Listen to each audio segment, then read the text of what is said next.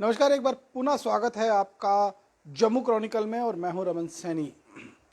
कश्मीर के अनंतनाग में एक आतंकी हमला जो है वो सीआरपीएफ बंकर पर हुआ है और जो जानकारी मिल रही है कि ये आतंकी हमला जो है अनंतनाग के एफएम गली जो केपी रोड पर पड़ता है वहां पर 40 बटालियन ऑफ सीआरपीएफ का एक बंकर जो है वो वहां पर खड़ा था और उस बंकर पर फायरिंग जो है वो आतंकियों की तरफ से की गई है। हालांकि जो जानकारी अभी तक मिली है उसमें किसी भी तरह के नुकसान की कोई खबर नहीं आया है, किसी तरह की कोई इंजरीज जो है वो रिपोर्ट नहीं हुई है। लेकिन जैसे जैसे गणतंत्र दिवस नजदीक आ रहा है कश्मीर घाटी में एक बार फिर आतंकी हमले जो हैं वो तेज होते जा रहे हैं। एक तरफ जहां आईडी से कहीं ना कहीं आतंकवादी जो हैं वो आईडी का इस्तेमाल कर कर कश्मीर को लहूलुहान करने की कोशिश कर रहे हैं। हमने आपको पहले भी एक जानकारी रिपोर्ट के माध्यम से दी थी कि किस तरह से जम्मू कश्मीर के अंदर आईडी का इस्तेमाल करते हुए जितने भी आतंकी हैं वो कहीं ना कहीं इस समय जम्मू कश्मीर के अंदर आईडी का इस्तेमाल कर कर और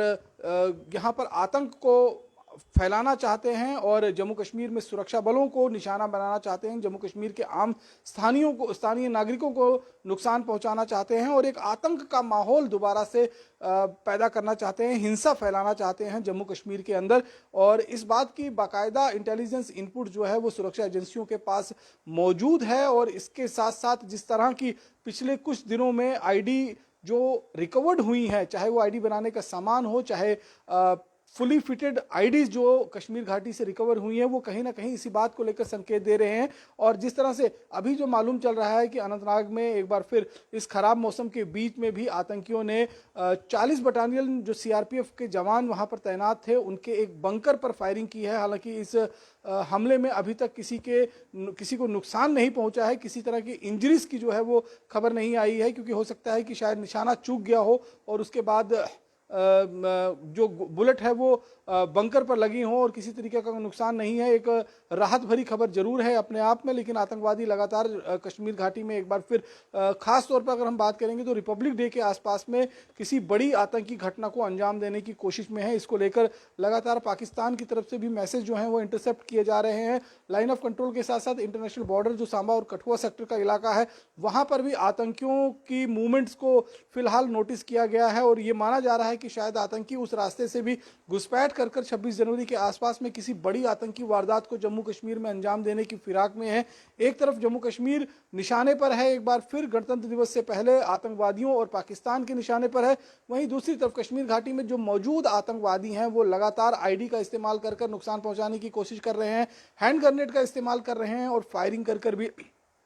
सुरक्षा बलों को नुकसान पहुंचाने की कवायद जो है वो की जा रही है। और उसी के चलते आज शाम को भी जो केपी रोड है एफएम गली अनंतनाग में वहां पर एक सीआरपीएफ के बंकर पर फायरिंग हुई है। लेकिन राहत की बात यही है कि इस फायरिंग के दौरान, इस हमले के दौरान किसी तरह का कोई नुकसान नहीं हुआ है और उस पूरे इलाके को कॉर्डन कर लिया गया है और फिलहाल उन आतंकियों की तलाश जो है वो शुरू कर दी गई है, क्योंकि इस समय मौसम खराब है और फायरिंग कर ज़्यादा दूर तक ये माना जा रहा है कि नहीं निकले होंगे वो आतंकी और तुरंत वहां पर मौके पर कार्रवाई करते हुए उनको घेराबंदी जो है वो कर ली गई है। लेकिन आतंकी भी कहीं ना कहीं बहुत शातिराना तरीके से जो है इन हमलों को अंजाम देते हैं। एक मोटरसाइकिल का इस्तेमाल किया जाता है या फिर किसी के छत पर चढ़कर इस तरह की फायरिंग की जाती है या गली का सहारा लिया जाता है। गली से बाहर जो मोहल्ले में गलियां होती हैं, छोटी गलियां जहां गाड़ियों को जाना संभव नहीं है, तो उन गलियों का इस्तेमाल करके इस तरह के हमलों को अंजाम दिया जाता है और वहां से फिर आसानी से बचकर निकलने की कवायद रहती है। और दूसरी तरफ 2022 में 2021 की तरह 2022 में भी हाइब्रिड आतंकवादी जो हैं उनकी कहीं ना कहीं एक जो कार्य प्रणाली रहती है, जिस तरह से वो काम करते हैं, वो एक बड़ी चुनौती जो है वो सुरक्षा बलों के लिए बनी हुई है। क्योंकि पूरा दिन तो वो एक आम शहरी की तरह घूमते हैं, लेकिन शाम ढलते ही वो रिवॉल्वर उठाते हैं, हैंड ग्रेनेड उठाते हैं और आतंकी हमले को अंजाम देते हैं। तो ये एक बहुत खतरनाक ट्रेंड है जिससे निपटने की फिलहाल कोशिश जो है वो जम्मू कश्मीर के अंदर सुरक्षा बल कर रहे हैं। और जो अभी की घटना है उसमें अनंतनाग के इलाके में फायरिंग हुई है, अटैक हुआ है एक सीआरपीएफ बैंकर पर, लेकिन किसी तरह के कोई नुकसान की खबर नहीं है। बाकी की अन्य खबरों के लिए बने रहें जम्मू क्रॉनिकल के साथ। नमस्कार।